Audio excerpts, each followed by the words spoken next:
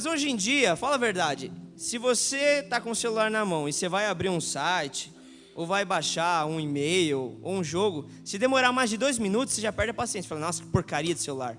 Preciso trocar, preciso comprar um celular novo. Ou então preciso comprar um pacote de dados maior, porque a minha internet não dá, está muito devagar. Esqueceu, né, de quando esperava 10 minutos só para conectar. Só para conectar o ICQ. Vocês lembram, né? Tem gente da minha idade aqui, olha aí. Então, hoje em dia, a gente tem liberdade para muita coisa. O mundo não é mais aquela coisa tão, né? Mesmo dentro da igreja, nós temos liberdade para várias coisas. Hoje, gente, a gente pode comprar coisa até sem ter dinheiro, fala a verdade. Você tem um cartão de crédito na mão, tem um talão de... Você compra, você não tem nada no banco, mas o cara que está te vendendo não sabe. Então, você compra até sem dinheiro hoje. Você trabalha de casa, hoje você consegue trabalhar de casa, fazer um home office.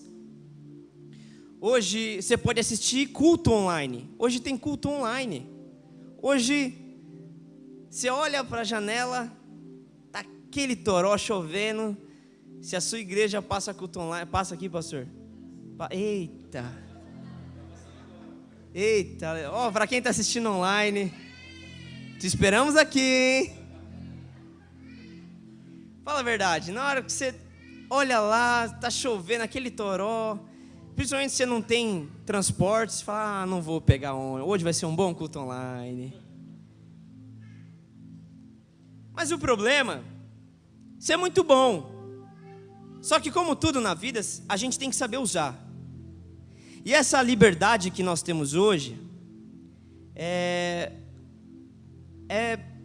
a gente precisa saber usar ela.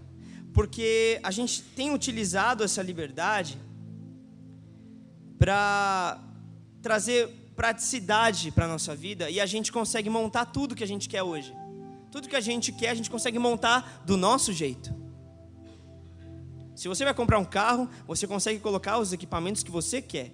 Se você compra um instrumento, você consegue montar uma pedaleira do jeito que você quer. Se você tem um celular, você coloca os aplicativos que você quer. E você monta da maneira que você quer, que te agrada.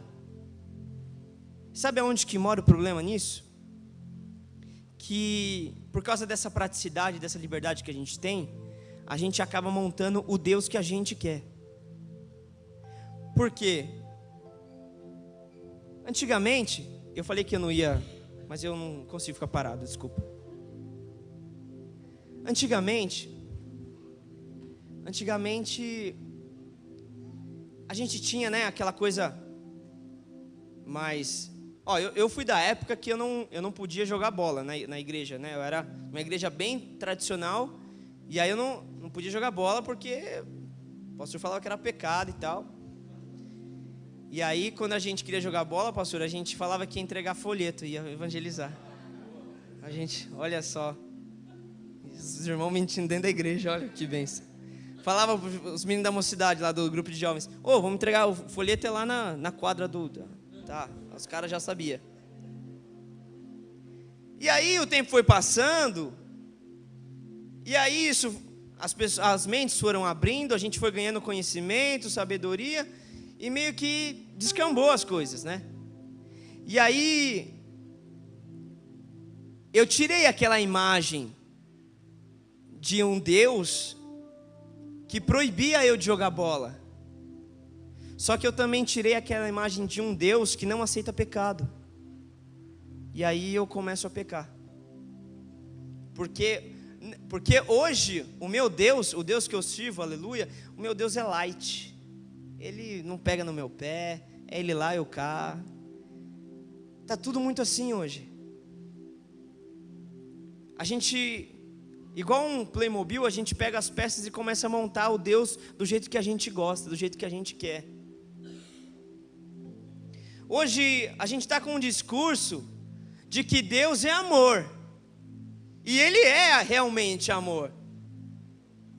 Só que por Ele ser amor, qualquer coisa é aceita. Então, está lá seu relacionamento todo atrapalhado, seu namoro todo torcido, ou então... mas Deus é amor, vamos celebrar o amor.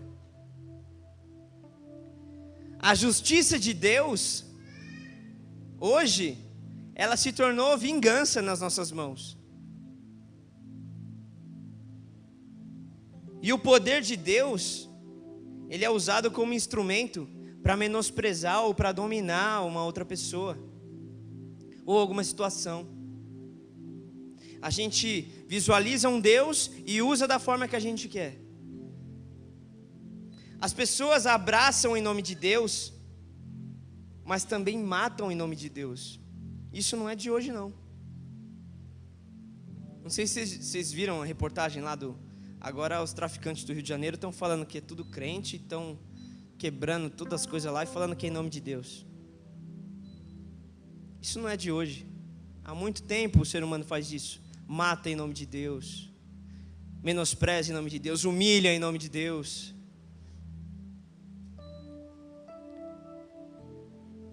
E por que eu estou falando tudo isso? Porque para iniciar esse sermão, é essencial nós lembrarmos um pouco de quem realmente é Deus.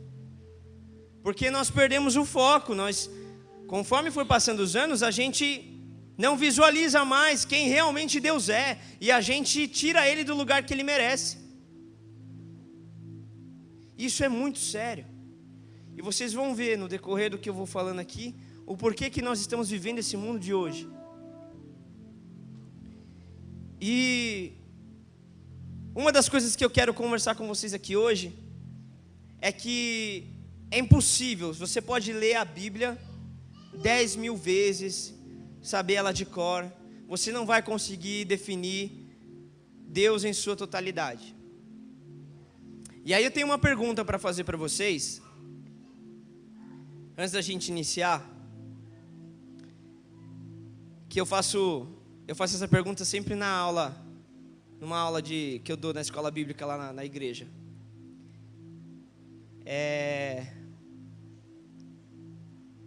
Me digam, para que serve Deus? Oh, que herege, meu Deus. Eu sempre pergunto isso para a sala e sempre tem alguém que às vezes quer me bater, às vezes fala, nossa, que incrédulo, é o Satanás. Não, mas não é. Gente, para que serve Deus? E quando eu faço essa pergunta, eu peço para as pessoas responderem. E aí a pessoa fala, ele serve para a nossa salvação. Não, ele serve para nos curar. Ele serve para X, ele serve para Y. E aí tem um conceito errado. Porque Deus não serve para nada. Ah, meu Deus, está piorando a coisa. Ele está doido, esse rapaz, falou que Deus não serve para nada. Igreja, Deus, o papel dele não é servir. Ele tem que ser servido. Mas a gente inverteu esses papéis. A gente meio que está colocando ele a nosso serviço. E isso é muito sério. Isso é muito grave. Isso faz a gente sair completamente da essência de Deus. E eu vou falar por quê. Através da Bíblia, a gente não consegue definir Deus em sua totalidade. Mas a gente consegue identificar alguns aspectos do caráter de Deus. E hoje tem muito homem que quer ser igual a Deus. Seja dentro da igreja, ou seja no mundo da mídia, ou seja na política. Tem homens querendo ser deuses. E sabe, eu vou te dar uma boa notícia. Se você às vezes já pensou, nossa, eu quero ser igual a Deus. Legal, você. Tem alguns aspectos do caráter de Deus que são dele e unicamente dele, e ninguém mais vai ter, é dele, para ele, por ele, tudo dele. Mas tem outros aspectos que ele divide com a gente, que ele espera da gente. E esses aspectos que eu vou falar. Esses primeiros aspectos que eu trouxe aqui para vocês, eles são única e exclusivamente do caráter de Deus, ok? Você pode correr atrás, mas não vai conseguir. Já vou, é para te desanimar mesmo. Não, nem tenta, porque você não vai chegar lá. Primeiro aspecto é a soberania de Deus. Para você pode ser encorajador, porque Saber que Ele é soberano te fornece a segurança de que nada está fora do controle do Senhor, que os seus planos são de fato realizados. Sabe, aquela é a história da vontade soberana de Deus. Deus é o ponto final. A gente quer colocar vírgula para Deus, né? Deus faz até aqui, aí você vai e coloca uma vírgula e fala: não, Deus, continua aqui. Deixa eu desligar isso aqui, senão vai ficar me atrapalhando. Pronto. Mas Deus é soberano, Deus tem um ponto final. Só que muitas vezes a gente não gosta do ponto final dele. Por quê? Porque a gente começa o texto e aí ele coloca o ponto final. E aí a gente meio que olha e fala: não, Deus, como é? Eu ia continuar. Não, Deus, Ele é soberano. Então, se tem um lugar que você tem que colocar Ele essa noite, é num atributo de soberania. Não tem nada maior, nada melhor. Outro aspecto de Deus: eternidade. Nunca houve um tempo em que Deus não existisse. Ele não teve nem princípio, nem terá fim.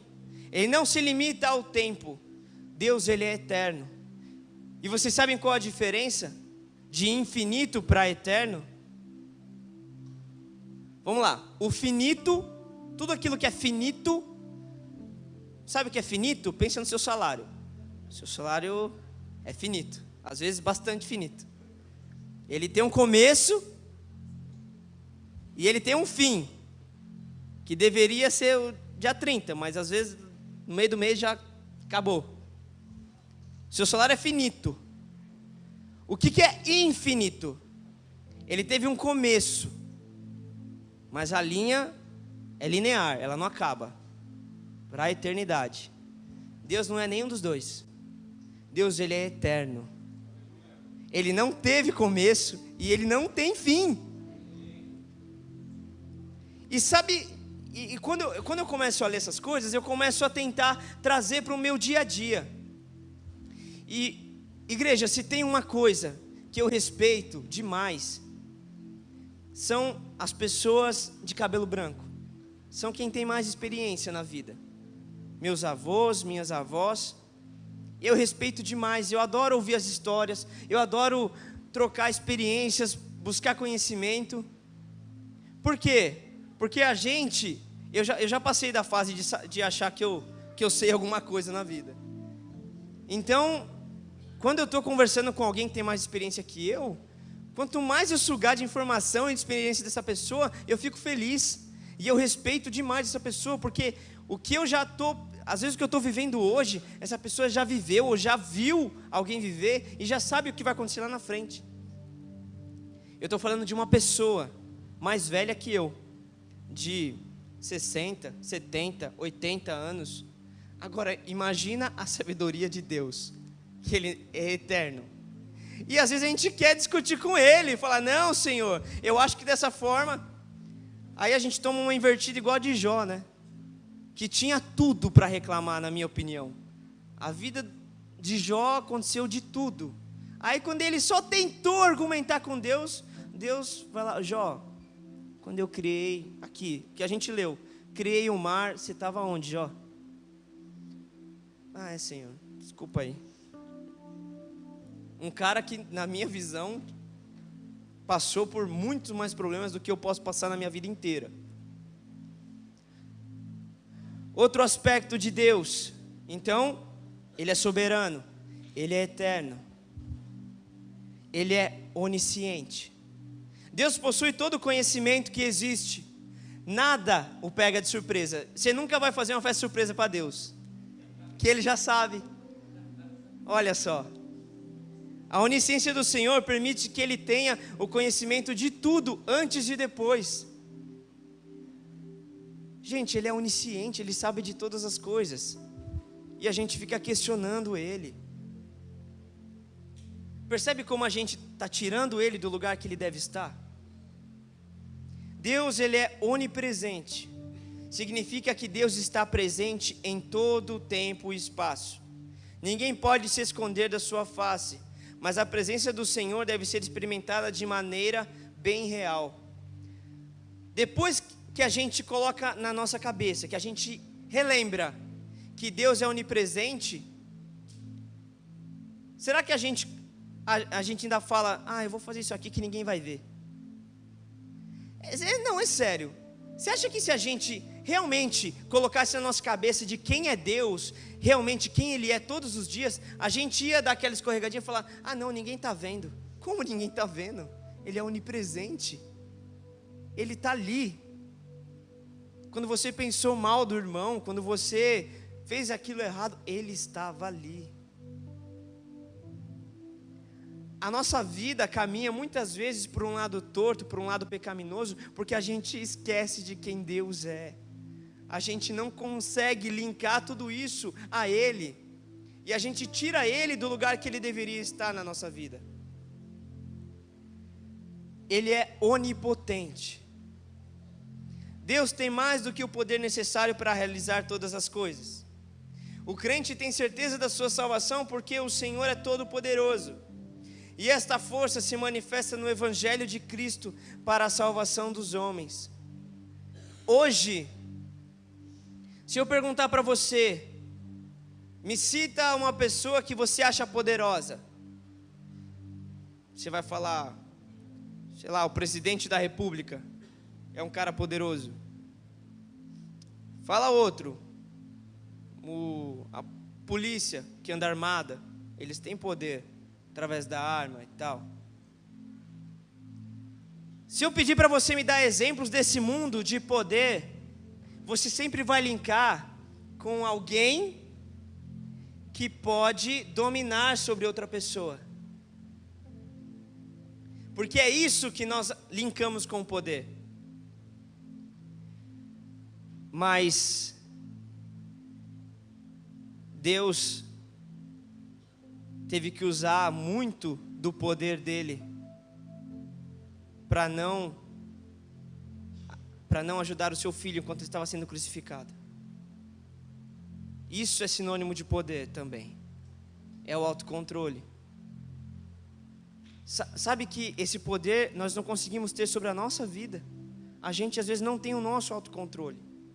A gente linka o poder sempre com aquilo que pode destruir e não com aquilo que pode construir. Certa vez eu ouvi uma analogia de que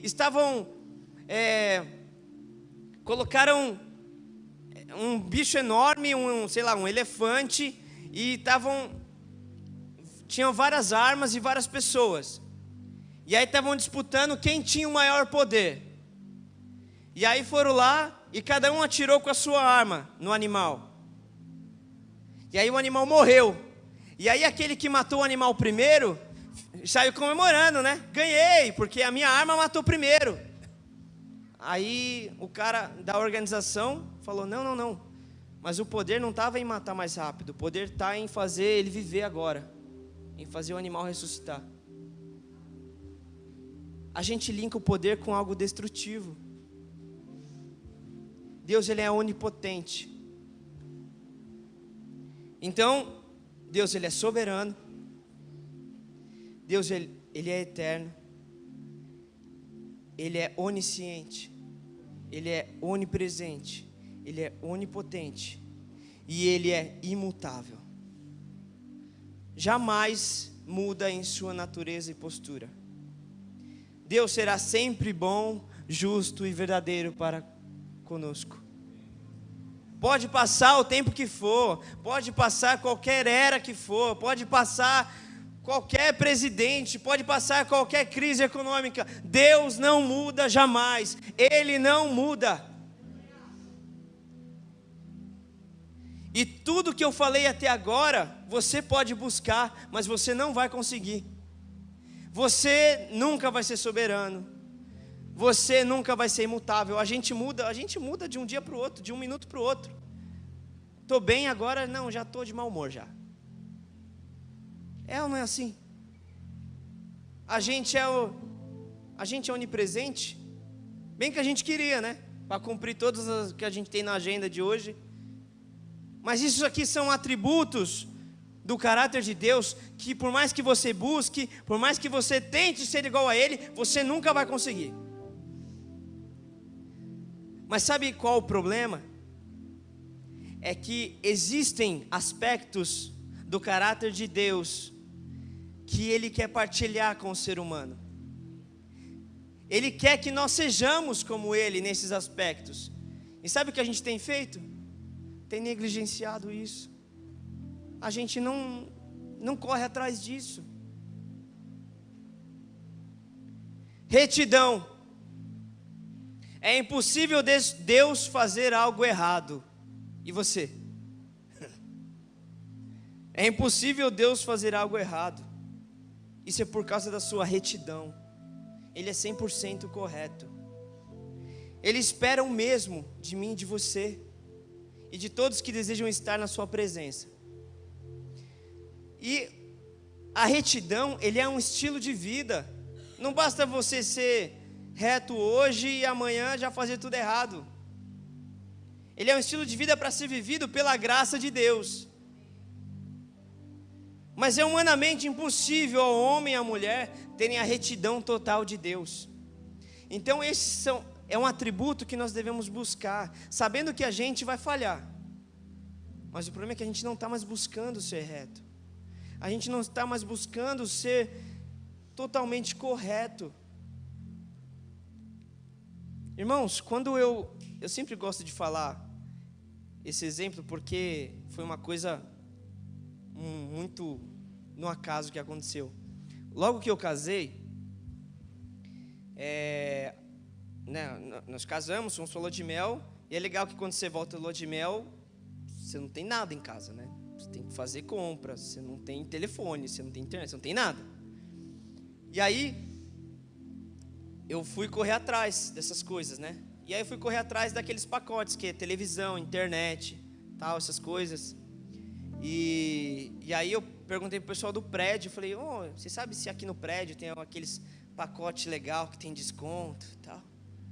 E aí o cara falou, não, tá aqui o telefone do pessoal da NET e tal, liga lá e tal. Aí a pessoa que me passou o telefone do rapaz, que era um rapaz que trabalhava para o nosso prédio, especificamente. Ele falou, liga lá nesse cara da NET e já fala que você é desse prédio e pede para ele fazer o esqueminha lá que ele já sabe que é. Que esquema que é esse aí? Não, ele vai te liberar todos os canais e tal. Você paga o pacote básico e assiste tudo. Como se eu tivesse muito tempo para assistir bastante coisa. Mas tudo bem. Aí, beleza, eu liguei lá e falei, sou do prédio tal, não sei o quê. Aí eu queria ver os pacotes, quanto que é o plano mais barato que você tem, meu filho? Acabei de casar, não tem dinheiro, então pensa em mim, não sei o quê. Aí ele falou, vê os pacotes, esse aqui tá bom para você. Tá, beleza. Aí, ele me passou para um outro rapaz, né, que ia fazer o cadastro e tal. E aí, sabe aquele desenho? Fica um anjinho aqui e o diabinho aqui. E o diabinho cutucando. Pede os canais lá. E o anjinho, não pede não. Você nem assiste. Aí o outro, pede, vai. Não vai pagar nada mais, pede, não sei o quê. E aí, se a gente ficar só nos dois aqui dos ombros, a gente acaba errando. E aí, o que a gente faz? A gente se volta para aquele que a gente crê. E eu falei, não, tá errado. Então, se eu quiser mais canal, então eu oro para Deus me dar mais dinheiro para eu poder pagar. Mas, enquanto eu não posso... E aí eu não falei nada. Eu falei, mano, não vou pedir não, nada a ver isso daí. Aí eu falei pro cara, né, fui fazer o cadastro. Aí ele falou, passa o seu nome, por favor. Eduardo Henrique Silva Isídio. Aí ele, Eduardo Henrique Silva Isídio. Você é da banda do Rodrigo Soeiro? O cara do telefone da NET. Aí eu, irmão, sou. Aí ele, que legal, eu vi vocês no DVD e tal. Agora, qual a probabilidade de um cara que conhece eu me atender? Agora, imagina se eu peço um gato para ele. Gente, isso é retidão. Isso é ser correto. A gente trabalha, a gente vive num mundo que as pessoas não estão mais nem aí para serem corretas ou não. É buscar a retidão. E isso é difícil nos dias de hoje, porque hoje ser correto é sinônimo de você é bobão, você é um palhaço. Todo mundo faz, por que você não faz? Gente, isso não é só um estado de espírito, não, é caráter de Deus. É caráter de Deus, é ser mais parecido com Deus. Deus, Ele é reto. Outro aspecto que Ele compartilha conosco: a justiça. Deus é justo. Deus jamais age com desonestidade. A justiça divina é manifestada no livramento do inocente. E como eu falei no começo, justiça hoje no nosso mundo é sinônimo do quê? De vingança. Fala, não, Senhor, queima lá, Senhor, destrói aquela vida lá. Tá doido? A gente não tem mais compaixão, vingança virou sinônimo de justiça no nosso meio, e uma coisa não tem nada a ver com a outra. O próprio Deus não é um Deus punidor. O próprio Deus, irmãos, igreja, imagina se Deus fosse punidor, se Ele fosse nos punir por cada coisa errada que a gente faz. Deus, Ele é tão bondoso que Ele deixa você plantar qualquer coisa, mas Ele é justo para fazer você colher aquilo que você plantou. Então, quando você estiver fazendo mal para alguém, pensa que você está jogando uma semente, e que isso pode gerar uma árvore que vai dar um fruto muito amargo na sua vida. Deus, Ele é justiça, e nós temos que agir com justiça. Irmãos, nós não agimos com justiça conosco mesmo. Às vezes com o outro a gente até age com justiça, mas com a gente, você não estuda para uma prova, você vai lá na prova, você não clama o sangue ali? Você fala, Senhor, eu não sei nada, o Enem está aí. Você não é justo com você, porque se você tivesse a justiça de Deus, você ia falar, eu não estudei, eu mereço ir mal. Ou não? Ou a gente clama pelo milagre nessa hora? A gente não é justo conosco mesmo. Irmão, é tão bonito ser mais parecido com Deus. Deus, Ele é reto, Ele é justo e Ele é amor. É um outro aspecto divino. Deus é amor. E essa virtude do Senhor, ela é perfeita e infinita. A maior demonstração de amor de Deus foi a de conceder o seu próprio Filho para morrer no nosso lugar, através do sacrifício dele na cruz. Irmãos, que amor que é esse? A gente pensa que ama. Que amor que é esse? A gente acha que ama igual a Deus. Está muito longe, irmãos. A gente tirou Deus de onde Ele deve estar na nossa vida. Irmãos, quando a minha esposa estava grávida, nós fomos no médico. E o médico é muito engraçado, que ele deu um maior sermão assim pra gente, quando ela falou que estava grávida. Ele não é cristão, mas parecia que ele estava pregando pra gente. Ele falou, você sabe que agora vocês têm uma vida, vocês têm responsabilidade sobre ela, sobre a educação dela, e tal. Eu falei, eita, glória a Deus pela sua vida. E deu um maior sermão na gente. E assim, é uma coisa que ele fala para todos os casais que têm filhos e tal, que é essa questão da responsabilidade. E teve uma cena muito engraçada, que estava eu, minha esposa, o médico. E aí, minha esposa já estava com alguns meses, já estava com a barriguinha. E aí ele falou, você acha que a sua filha te ama? Minto, ela já tinha nascido, tinha acabado de nascer, e nós voltamos lá no médico. E aí o médico falou para minha esposa, você acha que a tua filha te ama? Ela, claro. Ele, não ama. Aí ela quase chorou, como assim minha filha não me ama? Não, ela nem te conhece direito, ela só quer mamar por enquanto. É você que ama ela. Ela nem te conhece ainda direito. Ela olha para você e fala, quem é? E isso foi um choque tão grande, mas é muito louco isso, porque o filho não tem noção do amor que o pai tem ainda. E eu acho que muitas vezes a gente não tem noção do tamanho do amor de Deus na nossa vida. Como filhos dele, a gente meio que olha e só pede comida, só pede sustento. Enquanto Ele quer dar amor, Ele quer nos ensinar a amar. Mas a gente tira Ele de onde Ele deve estar. Deus é verdade. Deus é verdade absoluta. O homem e a mulher desejam ardentemente encontrá-la, encontrar a verdade. Porém, muitos a procuram em outras fontes. Como nós somos de Jesus, a nossa busca acabou. Porque Cristo é a verdade. É por causa desse motivo que a gente vive distante da mentira. E esse deve ser um dos nossos grandes objetivos da nossa vida cristã. Esses aspectos que eu disse agora, retidão, justiça, amor e verdade, são aspectos divinos que Deus compartilha conosco, mas a gente não se apropria disso, a gente não busca ser como Ele, porque nós estamos ocupados demais pedindo coisas, porque nós estamos preocupados demais seguindo com a nossa própria vida, em vez de perguntar o que Ele quer de cada um de nós.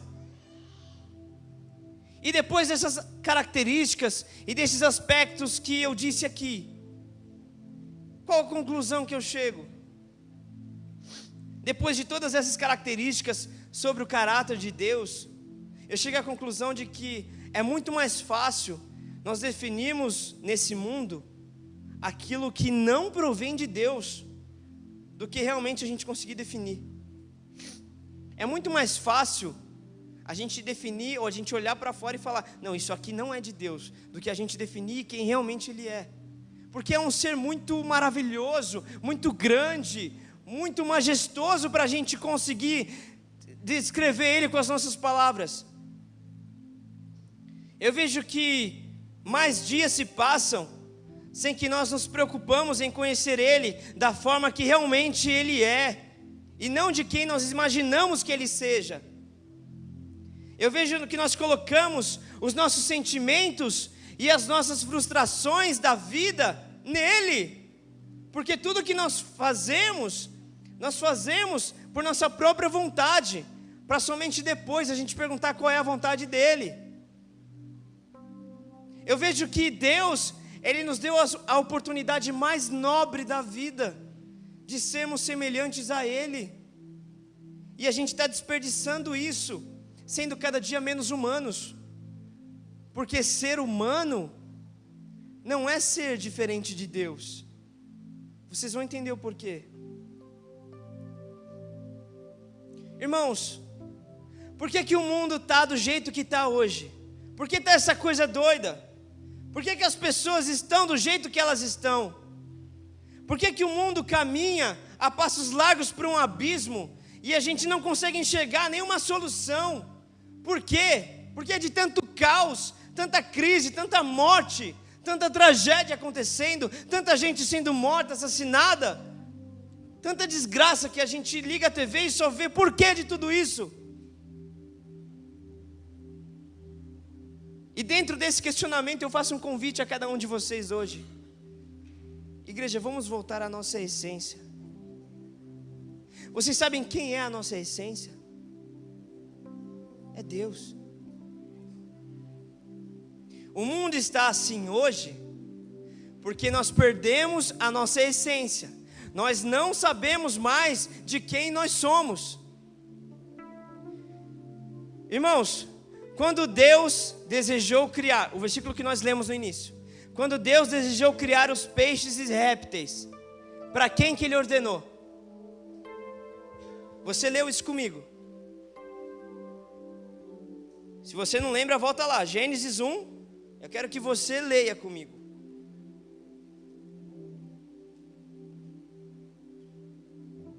Gênesis 1, do versículo 20, pode ler. E disse Deus, produzam as águas.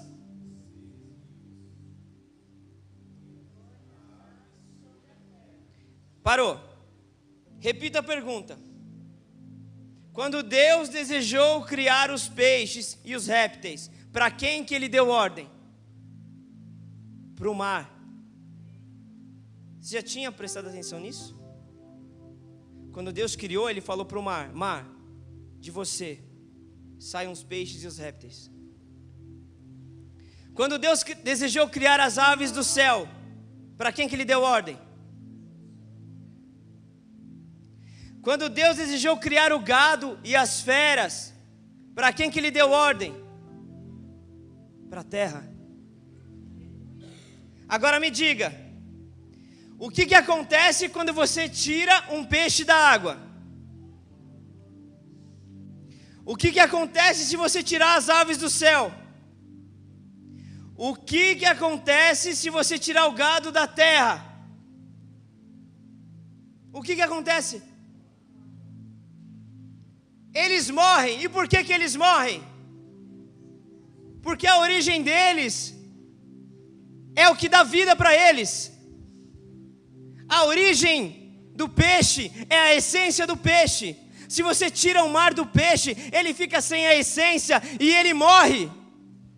Se você tira a terra do gado, é a origem dele, é a essência dele. Tira a terra do gado, ele não se alimenta, ele morre. Agora, como que Deus criou o ser humano? Versículo 27. A imagem e semelhança dele. Não foi da terra, não foi dos céus, foi a imagem dele. E o que acontece se você tira Deus do homem? Ele morre. A essência do homem vem de Deus. A origem do homem vem de Deus. É assim que acontece com o peixe quando tira da água. Um homem sem Deus morre. É por isso que o mundo está assim hoje, porque nós estamos negligenciando quem é Deus. Nós estamos tirando Ele do lugar que Ele deve estar na nossa vida. Ele é a nossa essência, Ele é a nossa origem. Quando tiramos Deus da nossa vida, nós morremos espiritualmente, nós morremos. É por isso que o mundo está do jeito que está.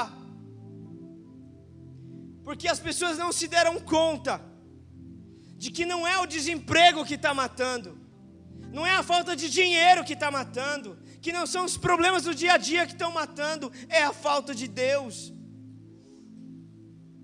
E como que a gente cura isso? Como curar esse câncer que assola os nossos dias a dia? Alguém abre aí João 10:10. João 10:10 responde isso. Sabe quem responde isso? Jesus Cristo. Sabe o que ele diz? Eu vim para que tenham vida, e tenham vida em abundância. Jesus Cristo veio ao mundo para lembrar eu e você que nós estávamos longe da origem, que nós estávamos longe da essência que era Deus. Jesus Cristo veio à terra para dizer: através de mim vocês vão ter vida novamente, através de mim vocês vão estar ligados com o Pai eterno. Deus, através do seu Filho, por intermédio do Espírito Santo, visita cada um de nós aqui, para que nós possamos voltar ao início de tudo, para nós irmos de encontro com a nossa essência, que é de Deus. Se coloque de pé.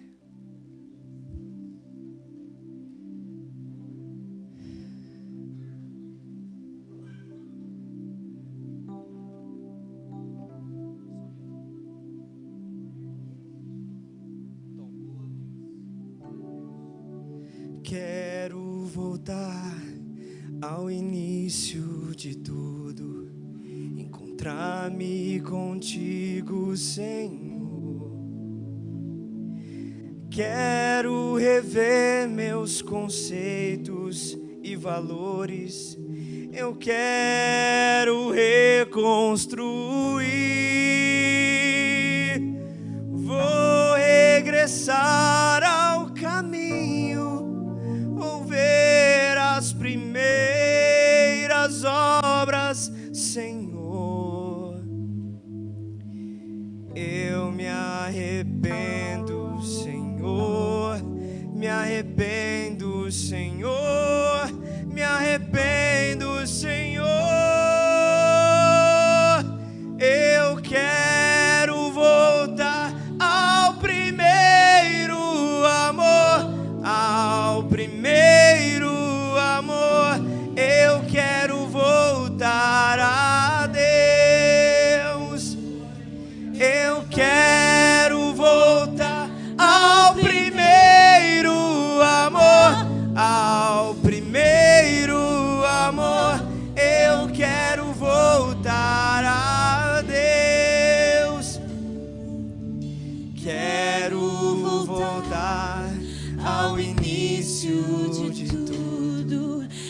encontrar-me contigo, Senhor.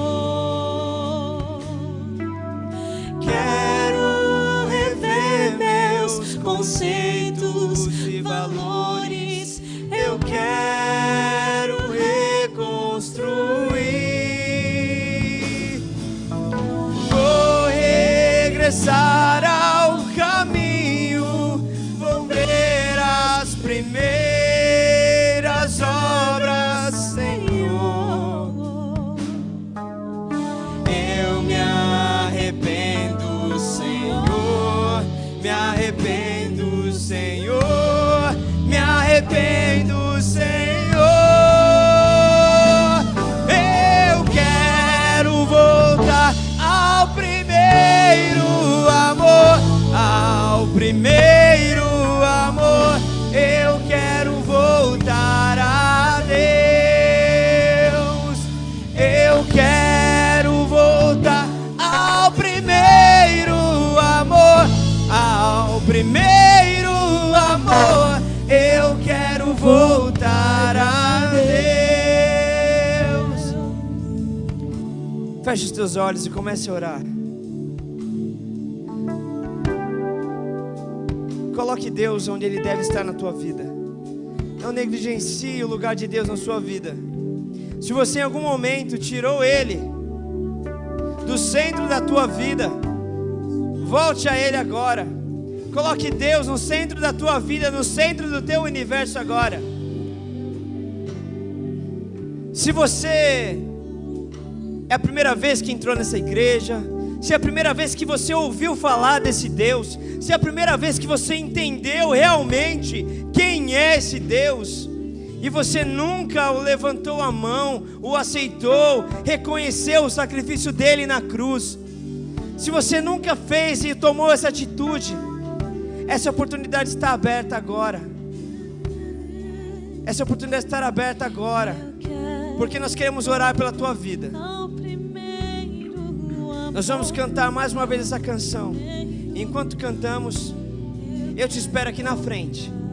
Se você realmente quer aceitar esse Deus, se você que realmente quer viver uma vida íntegra com esse Deus, eu te convido a vir aqui na frente. Quero voltar ao início de tudo, encontrar-me contigo, Senhor. Quero rever meus conceitos e valores. Eu quero reconstruir. Vou regressar ao caminho, vou ver as primeiras obras, Senhor. Eu me arrependo, Senhor. Me arrependo, Senhor. Me arrependo, Senhor. Eu quero voltar ao primeiro amor, ao primeiro amor. Eu quero voltar a Deus. Eu quero voltar ao primeiro amor, ao primeiro amor. Eu quero voltar a Deus. Só a igreja cante.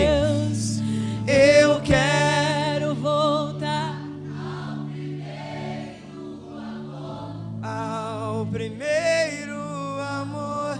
Eu quero voltar a Deus. Eu quero voltar ao primeiro amor, ao primeiro amor. Eu quero voltar a Deus. Eu quero voltar ao primeiro. Tu és Deus, tu és Deus. Primeiro amor. Eu quero voltar a Deus. A última vez, cante. Eu quero voltar